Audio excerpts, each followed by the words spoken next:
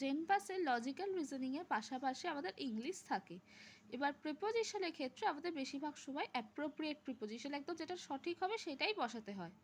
এবার তখন যে পরীক্ষার সময় 4টে অপশনের বসা থাকে, এবং তার মধ্যে আমাদের সঠিক যেটা হয় বা অ্যাপ্রোপ্রিয়েট যেটা, সেটা খুঁজতে খুব অসুবিধা হয়। তো আমরা যদি বুঝে বুঝে সেটা করি, সেটা খুব সহজেই আমরা করতে পারবো। যেমন বলেছে প্রথমে, তো she lives dash a big house. Big হাউসের ভেতরে থাকে, তাহলে ভেতরে হলে সবসময় ইন হবে। The book is dash the table, কোনো কিছুর ওপরে থাকলে তখন সেটা on. The book is on the table. He will arrive dash 3 PM, একটা নির্দিষ্ট টাইম, 3 PM 5 PM কোনো একটা নির্দিষ্ট টাইম যখন থাকবে at. The cat is dash the chair, the cat is, চেয়ারের সবসময় নিচেই ক্যাট বসে।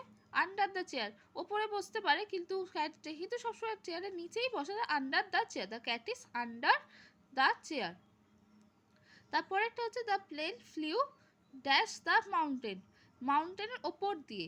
The plane flew over the mountain, কোনো কিছুর ওপর দিয়ে চলে যাওয়া বা বয়ে যাওয়াটাকে তখন সেটাকে বলা হয় the plane flew over the mountain.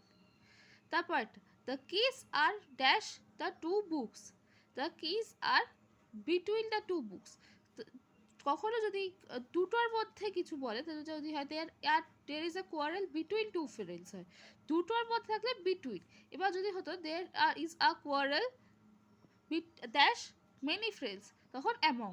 যদি এখানে বলতো the keys are dash the the keys are dash the 3 books, among the 3 books হয়ে যেত, ঠিক আছে। তারপর একটা হচ্ছে মানে দুয়ের বেশি থাকলে অ্যামং, কিন্তু দুটো থাকলে তখন বিটুইন। তা she hid dash the door, তো she hid behind the door, ডোরের পিছনে লুকোয়, তাহলে so she hid behind the door. এরকম আরও কোনো প্রিপোজিশন জানতে হলে আমাকে কমেন্ট করো।